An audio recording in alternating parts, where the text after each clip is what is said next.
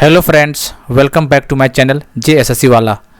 चलिए दोस्तों, झारखंड सचिवालय परीक्षा 2023 हम लोग को बहुत अच्छे से चल रहा था। सब चीज़ प्रैक्टिस बहुत शानदार तरीका चलता। डेली 3 से 4 क्वेश्चन वीडियो अपलोड होता था झारखंड सचिवालय से रिलेटेड। साइंस का क्वेश्चन रहता था, कंप्यूटर का, current affair, Jharkhand current affair, ठीक है, सेंट्रल जी का करंट अफेयर, सारा का बहुत बेहतरीन तरीका से चल रहा था।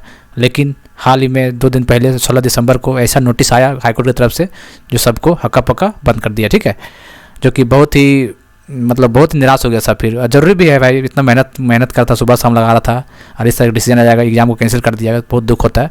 और ये पहली बार नहीं, ये बहुत सालों से चला आ रहा है, इसलिए दुख होता है, ठीक है। लेकिन दोस्तों मैं तो यही कहूँगा कि आप लोग तैयारी जरूर करते रहिएगा। हाँ, पहली बात है कि आप लोग प्रोटेस्ट आंदोलन जाना ही जाना है, क्योंकि जितना ज़्यादा इकट्ठा हो गए लोग भीड़ में, उतना ज़्यादा आंदोलन का असर देखने को मिलेगा, ठीक है। पहला प्रेफरेंस अभी उसी को देना है, आंदोलन को ही, ठीक है। बीच टाइम बच जाता है आपको, तो फिर इस वीडियो को देखिएगा। क्लास भी जरूरी है, छोड़ना नहीं है, ठीक है। एग्जाम तो होना है, नियोजन टीम तो बनना ही बनना है, ऐसा थोड़ी एकदम नहीं, कभी नहीं बनेगा, एग्जाम कभी होएगा ही नहीं, बन जाएगा तुरंत तो क्या कीजिएगा फिर। इसलिए आपको कंटिन्यूटी रखना है। होता क्या है ना, 4-5 दिन छोड़ दीजिएगा पढ़ने ना, तो आपको लगेगा सब चीज़ भूल भाल गए, कुछ नहीं अब दिमाग में, ठीक है। बस उसी कंटिन्यूटी बनाने के लिए मैं आप लोग के लिए वीडियो डेली डाल दूंगा, 1 से 2 वीडियो जो भी है क्लास से रिलेटेड। बस प्रैक्टिस करते रहिए आप लोग, ठीक है। और क्वेश्चन दोनों लैंग्वेज में रहेगा, हालांकि यहाँ पे हिंदी लैंग्वेज रहेगा PDF, लेकिन हम इंग्लिश में बोल देंगे, ठीक है। तो दोनों लैंग्वेज हो जाएगा, आपको उसके लिए चिंता नहीं करना। आपको साइंस का लैंग्वेज दोनों लैंग्वेज जरूरी होता है, बाकी और में बाई लैंग्वेज दिक्कत नहीं है, लेकिन साइंस में दिक्कत हो जाता है, ठीक है। टर्मोलॉजी हिंदी वालों को इंग्लिश में दिक्कत होता है, इंग्लिश वालों को हिंदी में दिक्कत होता है, इसलिए दोनों हम कर देंगे, टेंशन मत लें, ठीक है दोस्तों। तो चलिए, आज चैनल को पहली बार विजिट किया, चैनल को सब्सक्राइब कर लीजिएगा। चलिए, हम लोग देखने वाले 20 का इंपॉर्टेंट साइंस क्वेश्चन देखेंगे MCQ का, जो कि डायरेक्ट क्वेश्चन देखने को मिल सकता है आपको, ठीक है। अभी नहीं तो कभी नहीं, इस बार ASO पार करना, एग्जाम जब भी हो ASO का सीट लेना है हम लोग को इस बार, ठीक है। इसलिए आपको टारगेट बना कर रखना है, तो इसलिए पढ़ाई को ढीलना नहीं है, ठीक है दोस्तों। इस बार सचिवालय पार करना चाहे जो हो जाए, इसके लिए ठीक पढ़ो वही जो एग्जाम में आए, फालतू नहीं पढ़ना है, जो एग्जाम में आएगा वही करना है। और आपको क्वेश्चन देकर लग भी जाएगा कि एग्जाम में ऐसे क्वेश्चन बनने वाले, ठीक है। NCERT क्वेश्चन है, प्रीवियस ईयर क्वेश्चन रहेगा सब, ठीक है दोस्तों। और टेलीग्राम चैनल JSSC वाले पर जुड़ जाइए, लिंक डिस्क्रिप्शन दे देंगे। JSSC वाला ये टेलीग्राम चैनल का नाम है, जो यहाँ पे PDF देते हैं हर चीज़ का, इसका लिंक डिस्क्रिप्शन में दे देंगे उसे, ठीक है, वहाँ से जुड़ जाइएगा, ठीक। चलिए, आधे से उल्टा पल्टा कमेंट मत कीजिएगा कि एग्जाम को होना ही नहीं, क्यों करा रहे हैं क्लास, ये सब ठीक बात नहीं है। क्लास आपको लिए कर रहे हैं, आप ही को फायदा के लिए कर रहे हैं। आप लोग कमेंट करते हैं कि एग्जाम तो होना ही नहीं, क्यों क्लास करा रहे हैं। भैया एग्जाम कभी नहीं होगा क्या, आप लाइफ टाइम खत्म हो गया क्या, ये सब नहीं है दोस्तों। इसलिए थोड़ा सा ध्यान दीजिए। क्या लगेगा, 10 मिनट का वीडियो होता है, स्पीड में करके देखिएगा, 2-4 मिनट में खत्म कर दीजिएगा। अच्छा ना, आपका कंटिन्यूटी बना रहेगा तो बढ़िया बात है ना। इसलिए फालतू कमेंट नहीं कीजिएगा, वही अच्छा रहेगा। अब वैसे पढ़ने वाला लड़का कमेंट नहीं करता, वैसे जिसको नहीं करना तो वही लोग कमेंट करता है। हालांकि जिसको सिलेक्शन लेना है वो तो चाहेगा कि जितने ज़्यादा वीडियो करे, क्योंकि कुछ लड़का कमेंट करता है कि डेली 2 से 3 वीडियो अभी भी दीजिए। आप लोग कमेंट पढ़ भी सकते हैं, ठीक है। तो इसलिए बकवासबाजी नहीं कीजिएगा, ठीक। चलिए, इलेक्ट्रॉन की तरंग प्रकृति सबसे पहले किसके द्वारा सिद्ध की गई थी। कहने का मतलब the wave nature of electron was first proved bye home, किसके द्वारा। पहला है फोटो इलेक्ट्रिक इफेक्ट, प्रकाश विद्युत प्रभाव। दूसरा है डबल स्लिट एक्सपेरिमेंट, मतलब डबल स्लिट प्रयोग। तीसरा है डेविसन और जर्मन प्रयोग, डेविसन और जर्मन एक्सपेरिमेंट। और एक कैम्पटन प्रभाव, बताइए कैम्पटन इफेक्ट। तो कौन सा इसका आंसर हो जाएगा। तो वेव नेचर ऑफ इलेक्ट्रॉन किसके द्वारा किया गया था, डेविसन एंड जर्मन एक्सपेरिमेंट, किसके द्वारा, डेविसन एंड जर्मन एक्सपेरिमेंट के द्वारा, ठीक है। इसका आंसर 3 हो जाएगा। चलिए, निम्नलिखित में से कौन सा अम्ल अंगूर में मौजूद नहीं होता, बताइए। कौन सा एसिड ग्रेप्स में नहीं पाया जाता है। Citric, malic, tartaric, acetic acid, बताइए। तो कौन सा नहीं था, देखिए मेलिक एसिड तो होता ही है, ठीक है। टार्टरिक भी होता है, और क्या बोलते हैं, और क्या, टार्टरिक भी होता है, मेलिक भी होता है, साइट्रिक भी होता है, ठीक है। लेकिन एसिटिक एसिड नहीं होता, ठीक है। एसिटिक एसिड नहीं होता है, एसिटिक एसिड नहीं होता है। एसिटिक एसिड का फार्मूला पूछेगा तो क्या होता है, बताइए। चलिए, CH3COOH, ठीक है। चलिए, तो इसका मतलब साइट्रिक होता है, मेलिक होता है, टार्टरिक होता है, एसिटिक एसिड नहीं होता, ठीक है। निम्नलिखित में से कौन सा महिलाओं में प्राथमिक यौन अंग होता है। Which of the following is the primary sex organ in females. योनि मतलब वेजिना, ओवरी मतलब अंडाशय, गर्भाशय मतलब उटेरस, और डिम्बवाहित नलिका मतलब फेलोपियन ट्यूब्स। तो बताइए कौन सा होता है। Which of the following is the primary sex organ, तो इसका किसी अंडाशय, ओवरी को बोलते हैं, ठीक है। इसका आंसर यही हो जाएगा, ओवरी। निम्नलिखित में से कौन सा विल्सन रोग का लक्षण नहीं है, बताइए। विल्सन डिजीज काफ़ी इंपॉर्टेंट है। विल्सन डिजीज का कौन नहीं लक्षण सो बताना है। पैरों या पेट में द्रव का निर्माण विल्सन का डिजीज है, ये तो है। रतौंधी मतलब नाइट ब्लाइंडनेस, ये देखिए ये क्या है, वाक निगलने या शारीरिक संबंध की समस्याएं, problems with speech, soling and physical coordinations, अनियंत्रित गति व मांसपेशियों में ऐंठन, अनकंट्रोल मूवमेंट और मसल्स स्टिफनेस। तो बताइए कौन नहीं है? ये नाइट बनाने जो रतौंधी ये नहीं होता कि नाइट में विटामिन ए की कमी से होता है, ठीक है, नाइट बनाने, तो इसका आंसर रतौंधी हो जाएगा आपको, ठीक है, याद रखना आपको। इलेक्ट्रिक रूम हीटर के रूप फाइल को क्या कहा जाता है? फॉइल को बताइए। The coil of electric room heater is called, उसको क्या बोलते हैं? फिलामेंट, फॉइल, एलिमेंट या स्प्रिंग। तो क्या बोलते हैं? उसको बोलते हैं एलिमेंट बोलते हैं, ठीक है। चलिए, निम्नलिखित में से कौन सा पायस का उदाहरण नहीं है? बताइए। इमल्सन, पायस मतलब इमल्सन, इमल्सन का एग्जाम्पल कौन है वो बताना आपको, ठीक है। चॉकलेट दूध तो इमल्सन है, इमल्सन क्या होता है? लिक्विड लिक्विड दोनों ही होता है इमल्सन, लिक्विड सॉलिड पार्ट और सॉलिड पार्ट भी लिक्विड होना चाहिए, ठीक है। चिपचिपाट आपको नहीं होता थोड़ा, चॉकलेट शेक देख सकते हैं, इमल्सन का एग्जाम्पल है। मक्खन ये नहीं है, मिक्स की हुई क्रीम भी इमल्सन का है। दही सॉरी बटर भी होता है दोस्तों, इमल्सन का पार्ट है, दही नहीं होता, ठीक है। तो इसका आंसर डी हो जाएगा। निम्नलिखित में से कौन सा विद्युत चुंबकीय तरंगों की विशेषता नहीं है? बताना कौन नहीं है, किसका?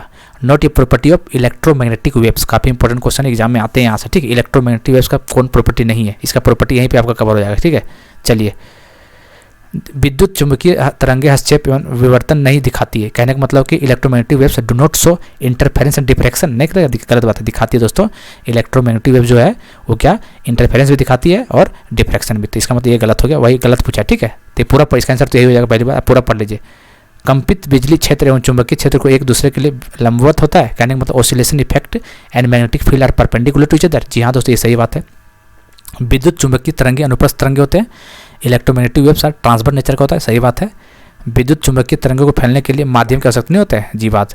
Electromagnetic waves do not required medium of propagation, सही बात। इसका मतलब इसका आंसर फर्स्ट ये गलत है, बाकी सब सही से। इसका प्रॉपर्टी देख लीजिएगा, ठीक है। ये तीनों जो इसका प्रॉपर्टी है, तीनों लास्ट का तीन, ठीक है। चलिए, तरल पदार्थ द्वारा लगाए गए घर्षण बल को डैश भी कहा जाता है। Frictional force exerted by fluid is also called.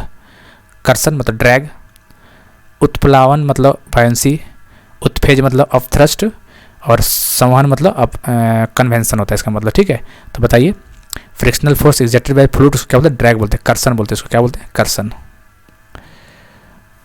निम्नलिखित में से किसे कार्बोलिक एसिड के रूप से जाना जाता है?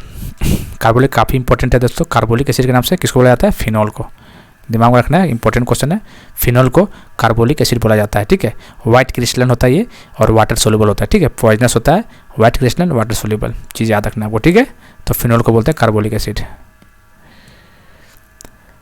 Taenia tapeworm, Fasciola, hepatica, liver fluke के कौन से फाइनल का एग्जाम्पल है बताना है। टेपवार्म और fasciola are the example of which phylum? बहुत इंपॉर्टेंट है। Coelenterata, Platyhelminthes, Annelida, Arthropoda. तो बताइए, टीनियाला किसका एग्जाम्पल है? तो ये प्लेटीहेल्मिन्थिस, देख सकते हैं, इसका आंसर सेकंड हो जाएगा, ठीक है। तो याद रखना आपको। सबसे बड़ा फाइलम कौन था? आर्थ्रोपोडा होता है सबसे बड़ा फाइलम, पूछेगा तो, ठीक है दोस्तों। चलिए,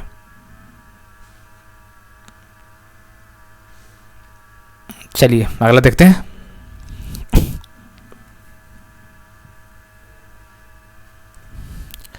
निम्नलिखित में से कौन सी ग्रंथि फेफड़ों के बीच में होता है? बताइए, कौन सा ग्रंथि फेफड़ों के बीच में, तो वो बताना आपको, ठीक है। थाइमस, हाइपोथैलेमस, पिट्यूटरी और फीनियल। बताइए, थाइमस के बीच में कौन होता है? मतलब फेफड़ों के बीच में होता है थाइमस, ठीक, याद रखना है। थाइमस जो होता है फेफड़ों के बीच में होता है, ठीक है, याद रखना है। इसका जब इंग्लिश से पूछा जाए क्वेश्चन, मतलब विच of the flowing gland is present between the lungs, lungs के बीच में प्रेजेंट होता है थाइमस, याद रखना है आपको, ठीक है।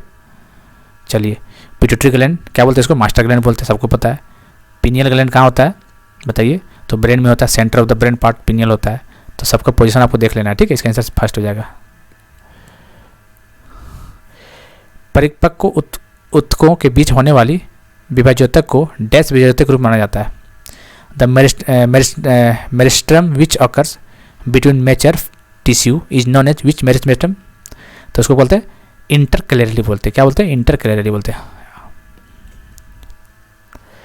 निम्न में से क्या एक प्रमुख अजैविक कारक नहीं है? कहने का मतलब है कि कौन सा मेजर एबोटिक फैक्टर नहीं है।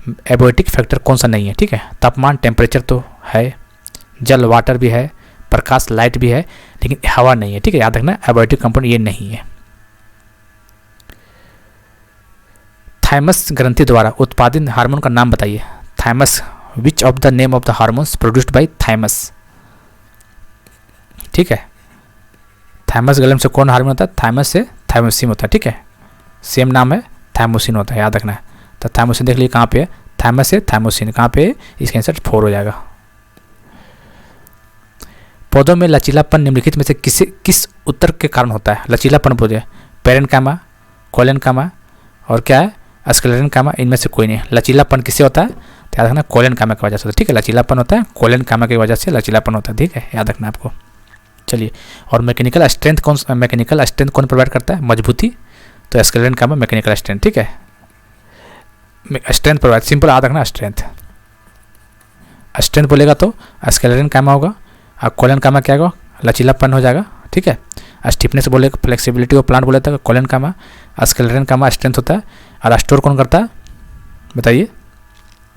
Support, strength. चलिए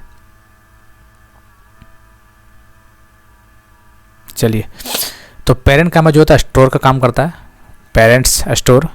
कोलेनकाइमा फ्लेक्सिबिलिटी, जो क्वेश्चन ने पूछा हुआ लचीलापन। और स्क्लेरेनकाइमा जो होता है वो स्ट्रेंथ। ठीक है, चीज तीनों याद रखिएगा।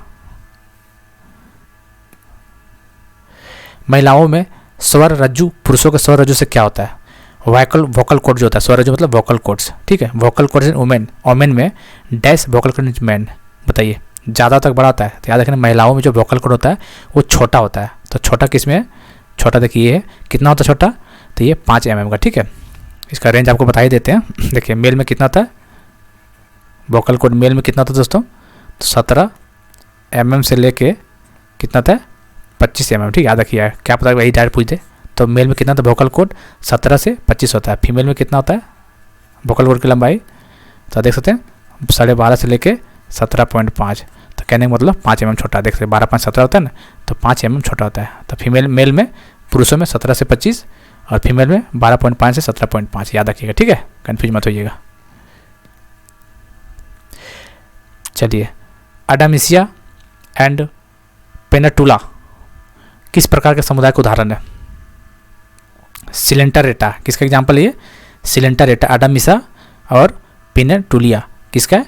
कोलेरेंटारा, सिलेंटारा का एग्जाम्पल है, सिलेंटारा। ठीक है, याद रखिएगा आपको। इसका आंसर तो यही हो जाएगा। बाकी क्या ये प्लेटी हेलमेंथिस, इसका एग्जाम्पल बताइए। इंपॉर्टेंट एग्जाम में आता है प्लेटी हेलमेंथिस। बताइए क्या क्या आता है इसमें? इसमें फ्लैट वार्म आ जाता है। ठीक है, और अर्थवार्म आ जाता है।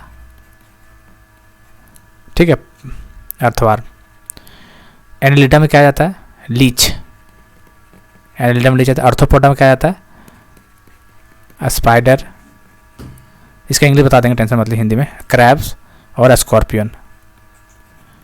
ठीक, आर्थ्रोपोडा के एग्जाम्पल है, ध्यान रहना आपको। ठीक है, कहने का मतलब देखिए प्लेटी हेलमेंथिस में कौन कौन? फ्लैट वार्म और अर्थवार्म, इसका एग्जाम्पल। ठीक है, फ्लैट वार्म और अर्थवार्म एग्जाम्पल रट्टा मार लेना इसको। फ्लैट वार्म और अर्थवार्म, प्लेटी हेलमेंथिस का आता है example. Annelida leech, Annelida leech ही बोलते हैं हिंदी में भी। आर्थ्रोपोडा बताइए, स्पाइडर मतलब मकड़ी, क्रैब मतलब केकड़ा और स्कॉर्पियन मतलब बिच्छू। तो ठीक है, आर्थ्रोपोडा, स्पाइडर, क्रैब और केकड़ा तीनों आता है। ठीक है, तो याद रखना, आपको कन्फ्यूज मत होइएगा। ठीक है दोस्तों,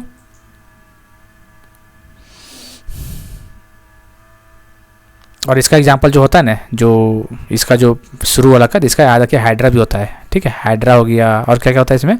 जेली फिश हो गया, जेली फिश हो गया, हाइड्रा हो गया। ये सब 2 पीस, हाइड्रा और जेली फिश याद रखना। ठीक है, नाइडेरिया भी बोलते हैं और इसको क्या बोलते हैं? सिलेंटारेटा भी बोलते हैं। ठीक है, खनिजों को ऑक्साइड में बदलने की निम्नलिखित में कौन सी प्रक्रिया कहलाती है? Which of the following process of converting minerals into oxide? तो इसको क्या बोलते हैं? भुनन। भुनन का मतलब होता है रोस्टिंग। चल क्यों नहीं रहा भाई?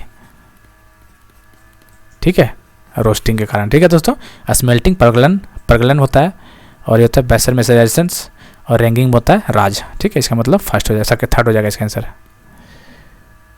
मानव कंठ में कितने स्वर तंत्र होते हैं? How many vocal cords in human voice box? बताइए। ह्यूमन वॉइस बॉक्स में कितने वोकल कोड होते हैं आपको बताना है। ऑप्शन देख लीजिए।